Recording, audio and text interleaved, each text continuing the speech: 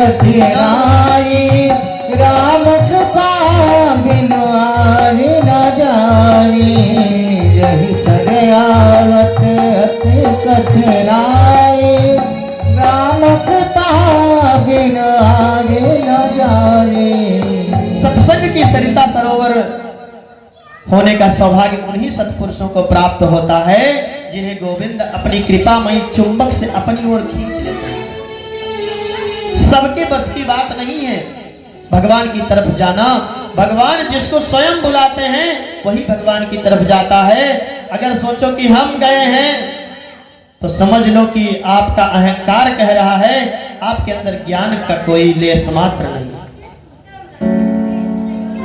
नारद जी बोले महाराज मेरा परम सौभाग्य है आप जैसे संतों के दर्शन प्राप्त हुआ। अब तो आपके श्रीमुख से भागवत संगीता का श्रवण जाकर के मैं कराऊंगा, और जैसे ही कराऊंगा भक्ति ज्ञान वैराग्य पुनः जागृत हो जाएंगे, और जागृत होकर के ताता थैया करने लगेंगे। बोलो वृंदावन बिहारी लाल की जय। गंगा द्वार समीपे तु तट नामक। एक बार विचारणीय कहीं भी कथा करनी थी तो बद्रीनाथ में ही क्यों करते थे? क्योंकि बद्रीनाथ जो है वह ऊपर से नीचे की ओर है, हरिद्वार वाले भी पहुंच जाते हैं महाराज। और नीचे चले आए, कहे समतल में आ जाओ तो कहां पहुंच गए? हरिद्वार में। चूंकि ये हरि का द्वार है इसलिए हरिद्वार, यहाँ पर कथा का ज्ञान प्रदीप प्रज्वलित हुआ, और ज्ञान प्रदीप प्रज्वलित करके ज्ञान और भक्ति वैराग्य सबको श्रीमद् भागवत की कथा नारद जी ने कहीं जन्म कहीं पले मुरारी, कहीं जन्म कहीं पले मुरारी। किसी के जाए किसी के कहाए, किसी के जाए किसी के कहाए। है अद्भुत हटबाज तिहारी। कृष्ण गोविंद हरे मुरारी, हे नाथ नारायण वासुदेवा। अद्भुत हटबाज तिहारी, है अद्भुत हरे बात तिहारी। गोकुल में चमके मथुरा के तारे, हे नाथ नारायण वासुदेव। कृष्ण गोविंद हरे मुरारी, हे नाथ नारायण वासुदेव। सभी लोग मीठी मीठी तालियों से स्वागत करते रहे, क्योंकि ज्ञान और वैराग्य जागृत हो रहे हैं धीरे धीरे। 7 दिन में जगा ही देना है, छोड़ना नहीं है। और जागने के लिए भगवान ने 2 हाथ दे रखे हैं, और जो इस जीवन में नहीं उठाएगा वो अगले जीवन में खूब बजाएगा। इसलिए हाथ उठा करके दोनों तालियां खूब बजानी है। ताली बजाओगे तो इसमें बहुत सारे पॉइंट्स होते हैं, जो दबेंगे हो सकता है तुम्हारा कोई रोग। नारायण वासुदेव कृष्ण गोविंद हरे मुरारी, हे नाथ नारायण वासुदेव। कृष्ण गोविंद हरे मुरारी, हे नाथ नारायण वासुदेव। कृष्ण गोविंद हरे मुरारी, हे नाथ नारायण वासुदेव। हे नाथ मुरारी, हे नाथ नारायण वासुदेव। कृष्ण गोविंद हरे मुरारी, हे नाथ नारायण वासुदेव। कृष्ण गोविंद हरे मुरारी, हे नाथ नारायण वासुदेव। हे नाथ नारायण वासुदेव, हे नाथ नारायण वासुदेव। बोलो भागवत भगवान की जय हो। वृंदावन बिहारी लाल की जय हो। बहुत प्रेम से आप लोग कथा श्रवण कर रहे हैं। इधर जैसे ही ज्ञान और वैराग्य उत्तेजित हुए,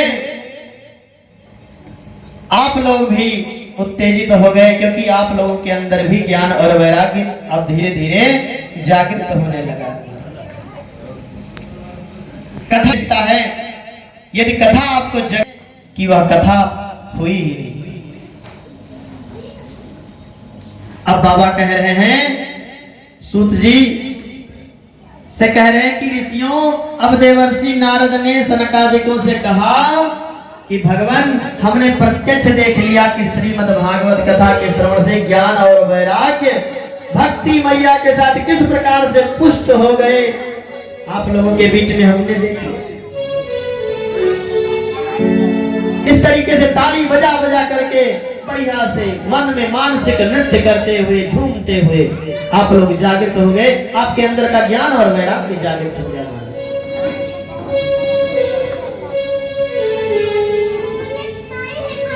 पूछ बैठे, क्या केवल ये जिंदों को ही जगा सकती है महाराज? क्या भागवत कथा जिंदों को ही जगा सकती है?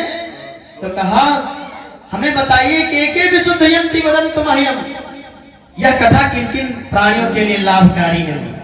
सनकादिक मुस्कुराते हुए बोल रहे हैं कि नारद जी, कैसे कैसे पापी तरते हैं, इसे छोड़ो। ये बताओ, कौन से ऐसे पापी हैं, दुनिया का कौन सा ऐसा पाप है जो भागवत महापुराण के श्रवण मात्र से समाप्त न हो जाए? हमारा तत्क्षण केवल संकल्प मात्र से ही वह सारा पाप समाप्त हो जाता है। जिसने जीवन में पाप के अतिरिक्त कुछ किया ही न हो, कोई दूसरा कार्य न किया हो, अत्याचार, दुराचार, भ्रष्टाचार, पापाचार कुछ भी किया हो महाराज, अगर श्रीमद् भागवत कथा श्रवण कर ले अपने जीवन में, तो समझ लीजिए उसका उद्धार, कल्याण हो जाता है। क्योंकि भागवत कहती है, महात्म्य में हर चीज का प्रमाण है। कोई प्रमाण दीजिए, क्या प्राणी तर सकता है? क्या संभव है? तो सनकादिकों ने कहा, हाँ नारद जी, हम तुम्हें एक इतिहास सुनाने जा रहे हैं, जो इतिहास ध्यान पूर्वक आप लोग भी श्रवण करें। कहा कि अत्र ते कार्तिश्यामं इतिहासं पुरातनं, यस्य श्रवण मात्रेण पापहानि प्रजायते। हे ऋषियों, इतना सुंदर पावन इतिहास है कि इसके सुनने से सभी पापों का शोधन हो जाता है। जितने भी पाप आपने किए होंगे, सभी पापों का शोधन हो जाएगा महाराज। सब एक किनारे आ जाएंगे। जैसे छन्नी में आप चाय छानते हैं तो चाय पत्ती रह जाती है, उसी प्रकार से आपके जीवन में जो पाप आपने किए हैं, कथा के श्रवण मात्र से आपका दोहन हो जाएगा, उन पापों का शोधन हो जाएगा।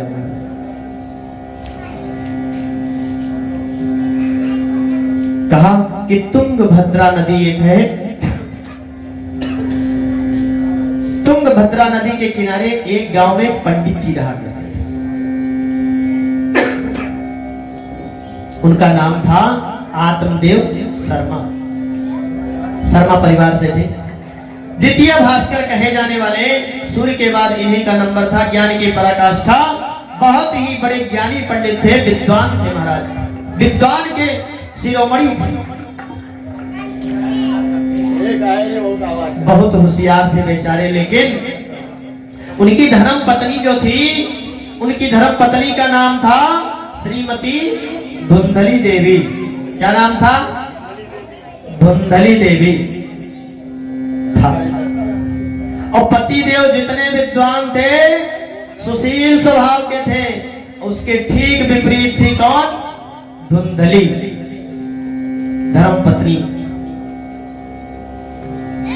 भागवत महापुराण के महात्म्य के चतुर्थ अध्याय के 19वें श्लोक में बाबा कह रहे हैं कि लोक वार्तारता क्रूरा प्रायसो बहुजल्पिका असुराचा गृहस्कृतेषु कृपणा कलह प्रिया। भयंकर झगड़ालू थी, इतनी झगड़ाल नहीं थी, बहुत ही झगड़ाल थी। जब तक पड़ोसन से लाठी चार्ज ना कर ले, जब तक 2-4 बात कहानी ना हो जाए, घर में झगड़ा ना हो जाए, तब तक पनिए ना पी। वैसे इस गांव में कोई नहीं है। ये गांव बहुत बढ़िया है।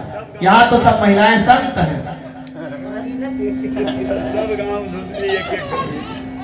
इधर से उधर चुगली चाई, यहाँ की बातें वहां, वहां की बातें वहां करती रहती है। लोगों से झगड़ा करवाना इसका काम पेशा बन गया था। पर ब्राह्मण इतने सीधे सरल थे कि उनमें अपने निर्वाह कर रहे थे। किसी प्रकार से ब्राह्मण देवता क्या करें? होम मिनिस्टर पावर वहां से परमिशन ग्रांटेड होती तो कोई काम होती है, क्या करें? दोनों दंपति के मन में एक ही कष्ट था, और कष्ट क्या था कि उनकी कोई संतान नहीं थी। ब्राह्मण के मन में एक दिन इतनी बड़ी पीड़ा हुई कि उस बात को लेकर के गृहं त्याग वनं गतः, घर को त्याग दिया, और घर को त्याग करके कहां चले गए महाराज? वनं गतः, वन को चले गए। और वह ब्राह्मण वन की ओर जब चला गया तो एक वृक्ष के नीचे बैठ करके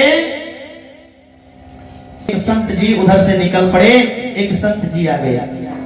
ब्राह्मण की आंखें आंसू से भरी हुई थी। देखा तो संत ने पूछा, कथम रोदसी विप्रम त्वं काते चिंता बलियसी वदत्तम सत्वरम मह्यम स्वस्य दुःखस्य कारणम। संत ने पूछा, भाई क्यों रो रहे हो? आपके दुख का मूल कारण क्या है? हमें बताओ, हम आपके दुख का निदान करेंगे। इन प्रकारेण, किसी भी प्रकार से। ब्राह्मण संत के चरणों में तुरंत गिर गए और पकड़ लिया। संत के चरणों को छोड़ नहीं रहे, चिपक गए फेविकोल की तरह। और कह रहे हैं, किम ब्रवीम ऋषे दुखम पूर्व पापेन संचितम मदीयाः पूर्वजास्तोयं कवोष्णमुपभुञ्जते। महाराज, अपने मन की व्यथा आपको क्या सुनाऊं, क्या कहूं? पूर्व जन्म में पता नहीं कौन सा पाप किया था जो आज झेल रहा हूं। यदि मैं तुलसी के वृक्ष को जल देता हूं, वह भी सूख जाती है महाराज। आंखों में आंसू लिए घूम रहा हूं। भगवान, घर में आपकी कृपा से सब कुछ है, किसी भी संपत्ति की कोई कमी नहीं है। मेरा मन बहुत अशांत है, और अशांत इसलिए है कि हमारे कोई संतान नहीं है, कोई पुत्र नहीं। बड़े दुखी है महाराज। पंडित जी व्यथा अपनी कह रहे हैं। संत जी तुरंत समझाने लगे। संतों का काम होता है समझाना। जैसे आप लोग इतना झगड़ा कर रहे हैं, बताने के बावजूद बातें कर रहे हैं। संत का काम है समझाना, हम समझा रहे हैं। संत जी समझाने लगे कि मुंचा ज्ञानम प्रज्ञा रूपम बलिष्ठा कर्मणो गति अविवेकम तु समासाध्य त्यज्य संसार वासनम। काहे पड़े हो दुनिया के जंजाल में? काहे मोह माया को लपेटे बैठे हो? राजा सगर के 60,000 लड़का और 60,000 धूम हो।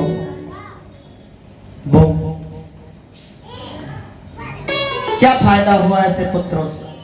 कोई कल्याण नहीं हुआ। कपिल भगवान का अनादर करके सब भस्म हो गए। ऐसे पुत्रों के होने से क्या फायदा जो पुत्र सत्कर्म वाले ना हो, जो दुष्कर्म में ही निरत हो।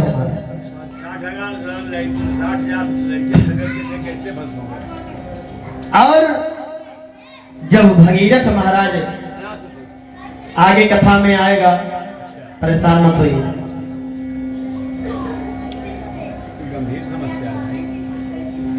करते करते आगे चल के भगीरथ महाराज जी ने अगर ना आए होते भगीरथ महाराज, तो फिर उनका कैसे कल्याण होता? वो बुझाएंगे। आत्मदेव जी को समझा रहे हैं कि सुनो महाराज जी, यह प्रवचन देना मुझे भी बहुत आता है। आत्मदेव जी पुनः समझा रहे हैं उनसे कि प्रवचन देना मुझे भी आता है, प्रवचन आप हमको मत दीजिए। हम तो घर छोड़ करके आए हैं सिर्फ क्या करने के लिए? पुत्र प्राप्ति के लिए। हमारी कामना है पुत्र प्राप्ति की महाराज।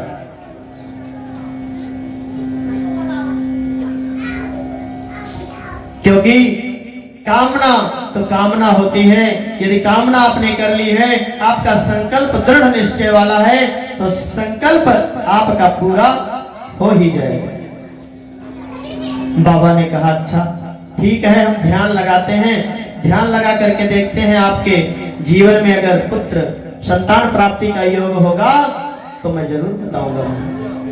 ध्यान लगाया और ध्यान लगाते ही कहा सप्त जन्मावधि तव पुत्रो नैव च।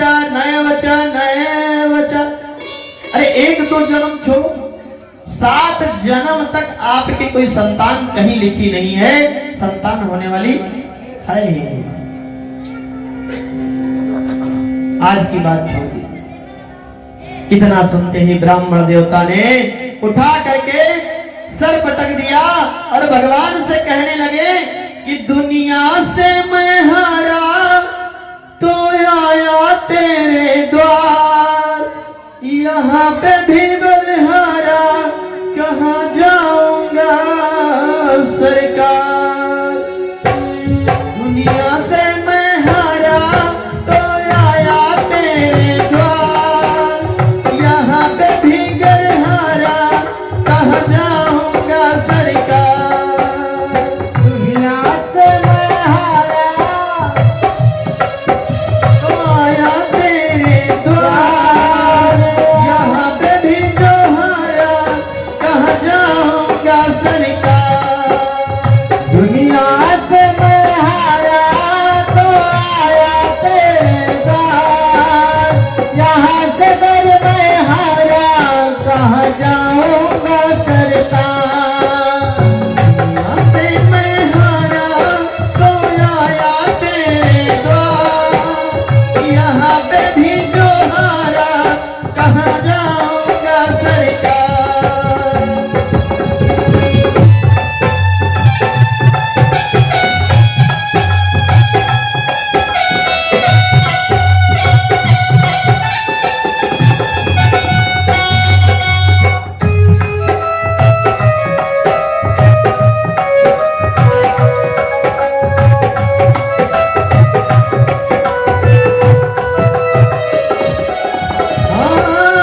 सुख में कभी ना तेरी याद है आई, दुख में संवरिया तुमसे प्रीत लगाई।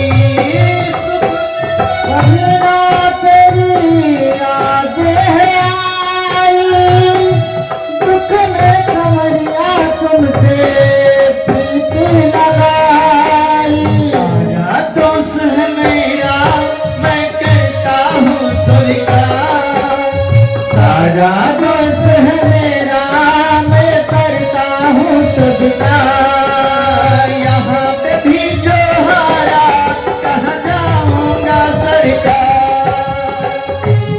जब से हारा मैं आया तेरे द्वार, यहाँ से फिर मैं हारा कहाँ जाऊंगा सरकार।